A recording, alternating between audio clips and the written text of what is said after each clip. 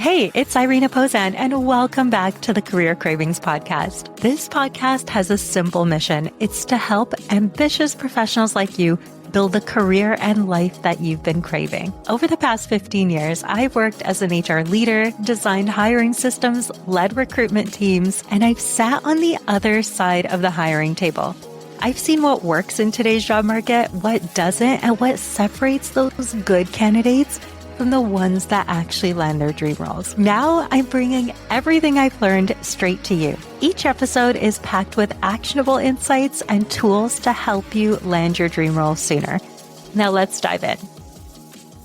So picture this. You're sitting in your dream interview and the hiring manager looks at your resume, looks up and says, "All right, so tell me about you." This is the moment you were preparing for. Your heart's racing and you only have this one opportunity to make a first impression. But here's the question. Is your response going to help them lean in and think, wow, this is someone who really checks all of the boxes. This is exactly who we've been looking for. Or are you going to hear the dreaded, okay, great. Thank you so much for your time. And if you're the right candidate, then we'll get back to you by the end of the week. So here's the deal. Studies show that recruiters and hiring managers form their opinion about a candidate in the very first minute of that interview. And in today's world with TikTok and short form video, our attention spans are even shorter than ever. So these first 60 seconds really make it or break it in terms of moving on to the next stage. And I've seen this play out so many times through the recruitment process where candidates who capture attention right from the start get invited to the next interviews, and those that stumble through the initial introduction don't. So let's be real. You can have the best resume in the entire world, and that'll get you that initial phone screen, but it won't land you that offer. Your brand and your responses in the interview, including this very most important first question, will. So welcome to the Career Cravings Podcast. I'm Irina Posan, your career coach in your back pocket. And today we're diving into the most important part of an interview, which is that first impression, which is your elevator pitch. And your resume is super important. It helps you get in the door, but your pitch is what actually helps you get that offer. So by the end of this episode, you're going to know exactly how to design a pitch that is authentic to you and helps you move forward to the next interview stages. Also, you'll hear about the biggest, most common mistakes that I see, especially after designing hundreds and hundreds of pitches for my clients that gets them hired fast. And we'll talk about how you can avoid those mistakes so that you can sound confident when delivering your pitch. Okay, so let's set that scene again. You are walking into that interview and the recruiter looks up from your resume and they're like, okay, great. I've looked over your resume. You seem like a really qualified person. Tell me about yourself. Right there in those 60 seconds, this is your entire future in the company's hands.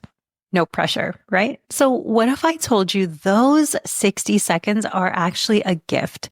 This is an opportunity to stand out from so many other candidates. And after doing thousands of interviews, I know that most people don't take full advantage of this opportunity and they do not design a pitch that gets them noticed or remembered.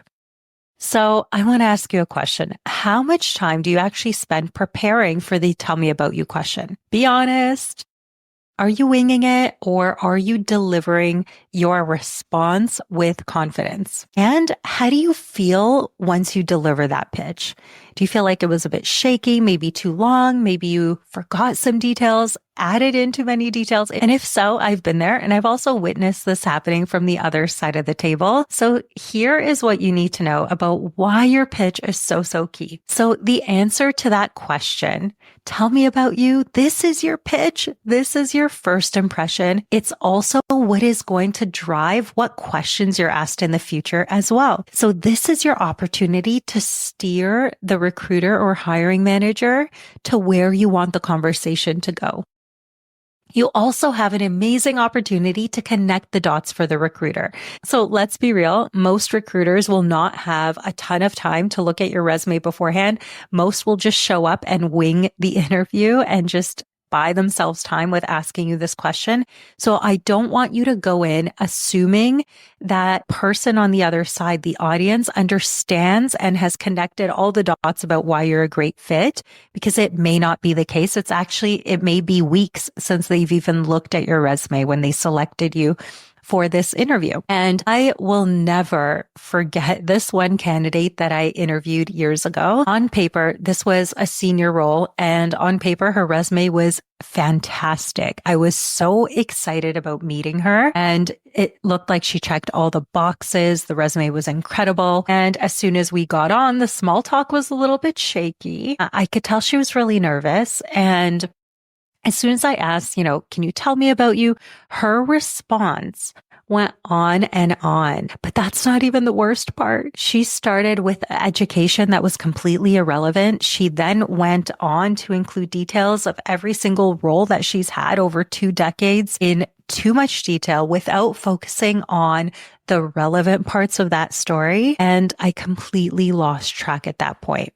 I knew that I was also screening for communication skills, and I knew she wouldn't make it past the other interviews with the hiring manager. So there's no way that I could put her forward in the process. So here's the thing. Recruiters will go in and have an assumption about what the conversation will go like and what you may be like, because this is a natural thing, right? When we see someone's resume, we'll make some assumptions about what that candidate is likely like. And this was just not a fit. And transparently, in that moment, I was disappointed because I'm like, okay, well, now I have to speak to all these other people and hopefully they do a better job and hopefully I can move them forward. I also felt like I was wasting my time. Like we were going over one interview question for way too long. I had lost interest and I'm already in my mind moved on to like all of the other meetings I have that day. This is a normal human reaction, especially to that first impression. So your response can leave the audience, the recruiter, the hiring manager thinking, okay, wow, this person really gets it. They really understand this role. And that's fantastic. They sound like a great fit. Or they will mentally check out or move on if that is not happening. I want to go over some of the biggest mistakes that I've seen people make with their pitch, and I've seen it from all sides of the table. So not only do I coach people on improving their pitch, I actually have in my HR Star group coaching calls, we have this one call that's called Pitch Perfect, and it's an opportunity to hear all of these other people delivering their pitch, and it helps everyone in that moment because they're like, oh, I forgot about that. I should include that. That's me too.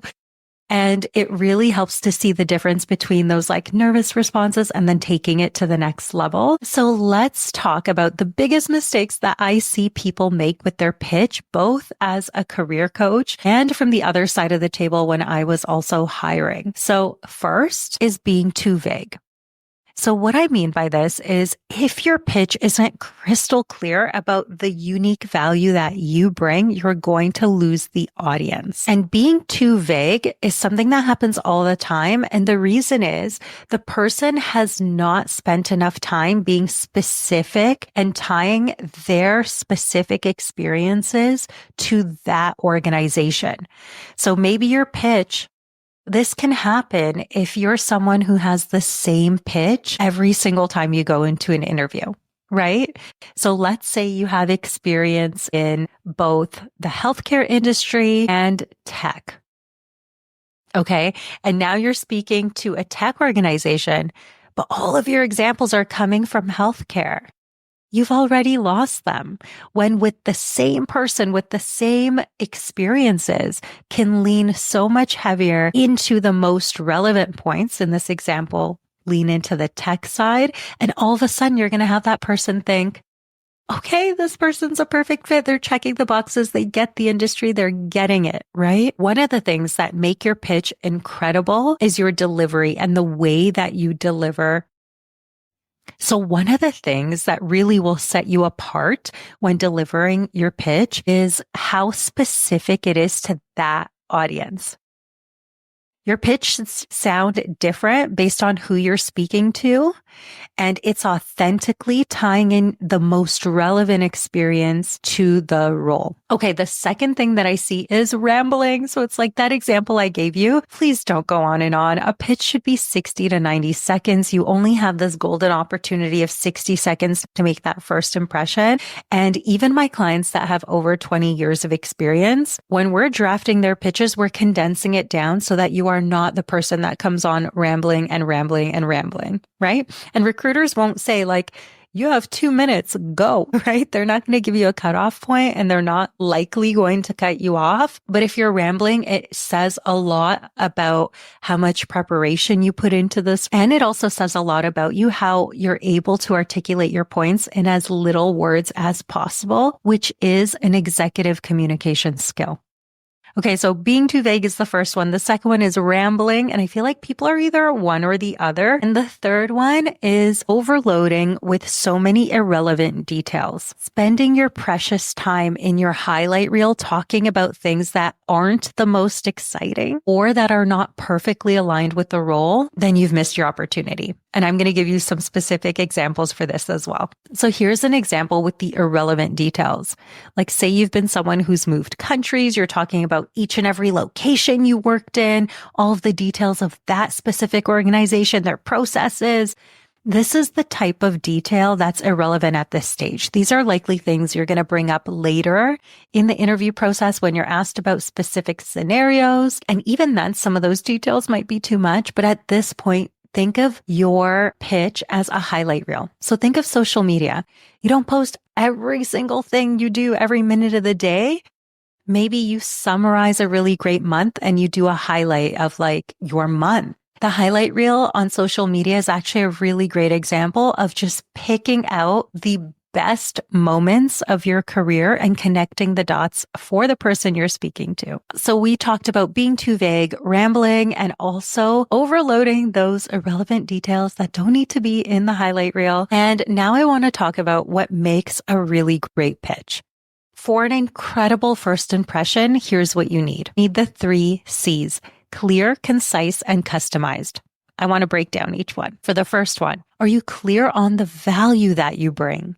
If so, say it up front. Connect the dots. Be super clear about why you are the candidate that should stand out in this process. Remind them of why they called you. And I know so many people feel uncomfortable with this and they're like, well, I really don't want to toot my own horn. But we're in an interview. If you're not the one who's going to highlight with the utmost clarity why you're the perfect candidate, you know your candidacy best, you know your profile best, you know everything that you've done best, you know your passions, your values, your missions. If you're not the one doing this, no one will. And really, you're being selfish because you are wasting the other person's time. Okay, number 2, concise. You literally have 60 or 90 seconds to sell yourself. And I want you to focus on the biggest value that you'd be able to bring this specific organization in this specific role. And third, customized. So one of the things that makes a pitch completely stand out is when it's clear. You wouldn't be able to deliver it to anyone else. Like you wouldn't be able to hop on the next interview with a totally different company and say the exact same thing. Your pitch needs to align with this opportunity. It needs to align with the job description. If you've been following me for some time, you already know I do not recommend changing your resume for each and every application. It's a total waste of time. But customizing your pitch is so critical. This is the opportunity to do that. You're going to have a lot less phone screens than you are applications. And you want the audience to walk away with thinking, okay, I totally get it. This is the most relevant information for this role. Okay, so I want to break this up into an example. I last week was meeting with a client who has such great experience. And I always ask when we meet, we go through all of the details. We go through their transformed resume. I totally understand what they would bring to a role. And my mind starts connecting the dots. And P.S., if we've ever worked together, you know that like in literally 2.5 seconds, I can write you a custom pitch for any organization because I've done this so many times for my clients. And what I hear the most is people say, I've never thought of it that way. I've never thought of my own experience that way. And that's because it's so much easier as an outsider to zoom out and see the big picture and see all of the different links. So I want to give you an example. I'm on this client call. I just got to know her profile. I get it. We've gone through all of the details and it's time to design her pitch. And I always ask, do you have a pitch that's currently working for you or do you want to design it from scratch? Most people say, let's design it from scratch. And that's what we do. This specific client is like, Irina, I read the modules. I got it. Completely understand. I'm going to be clear, concise. It's customized. I'm like, okay, amazing. Let's hear this. Let's dive in. And she's like, I took all of your advice and here it is. And she went through and delivered the pitch. And I always also ask, like, are you open to coaching? Are you open to changing it? And we actually ended up redesigning it from scratch. As soon as we redesigned it, she said, I totally understand why they never called me back from her last interviews. Because to be truly clear, concise, and customized, it does take a different strategy. So I want to walk you through the major difference of this pitch with this client. So this was someone who over 8 years had experience in all different industries for a specific HR role. Okay. So she worked in tech, in manufacturing, union roles, non-union, and she opens up. So the first part of the pitch is the opening statement. And she opens up and she's like, hi, I am an HR professional with 8 years of experience in union, non-union, tech, manufacturing, retail. And we take a minute. And when we redesigned her opening statement, instead what we did was look at the job description and match it to the role. I'll give you an example. If they're a retail company, they're not going to care that you supported all of these other types of organizations, right? They're going to care about the retail stuff. So why don't we just tell them? And I've spent over 5 years in retail organizations. I know that space like the back of my hand. And here's what I did, right? You know what? I completely understand why so many people do this. They want to say that they are a jack of all trades and that they have experience in everything. But most organizations, what they really care about, they don't care about the other things as much. For example, if they don't have a union at their company, to spend your precious 60 to 90 seconds talking about unions does not make sense. The recruiter on the other end, they have a checklist either in their mind or physically in front of them that says like, this is the experience we're looking for. If you're not actually taking time to check off those boxes, then this is something that shouldn't be in the pitch. So once we redesigned the whole thing to be specific, she knew how to plug and play her pitch. She knew her personal brand and how to pivot it depending on the audience to capture that attention, to have them think, this is the candidate we've been looking for. There's a way to do that strategically in under 10 minutes once you have a great template. So spoiler alert, this client ended up getting multiple job offers a month after we'd redesigned her pitch. It makes such a big difference. So right now, I want you to pause and think. If someone asked you to introduce yourself in 60 seconds, what would you say? And I want you to write it down based on your target role. And then I want you to ask yourself, is it clear? Is it concise? Did it reflect the value I can bring to this role? And I want you to also record it and rewatch it because this is what's going to help you take it to the next level. So remember the tell me about you response or the elevator response. It's not just for interviews. This also is your tagline on LinkedIn. It's also your opener at networking events when people are like, hi, nice to meet you. What do you do? It's also your intro to a new team when you start a new job. So think of this as your personal brand in under 90 seconds. And when you get it right, it transforms how you're perceived. And it also helps you move forward to that next interview stage so much faster. So your final challenge this week, here's your mission. I want you to write down your pitch, whether it's in a Google Doc, on paper, and then I want you to refine it. I want it to be clear, concise, and irresistible. And then I want you to practice it. I want you to record it. And then I want you to pretend If you don't have an interview coming up this week, then I want you to grab a job description to the last role that you applied for and create a pitch for them because it's going to sound so freaking different. And when you nail it, let me know. I want to hear your success story. So please feel free to DM me. I always love to hear from you. And I will see you in the next episode. Hey, before you go, if you've enjoyed listening to today's show, I would love your support. Please take a moment to leave a review anywhere where you listen to podcasts. And here's the exciting part. I'm running a special contest and giving away a one-on-one session with yours truly. All you have to do is leave a review, take a screenshot, and send it to me in my DMs. All of my contact info is in the show notes. I appreciate you so much, and I cannot wait to build the career and life that you've been craving together. See you next week.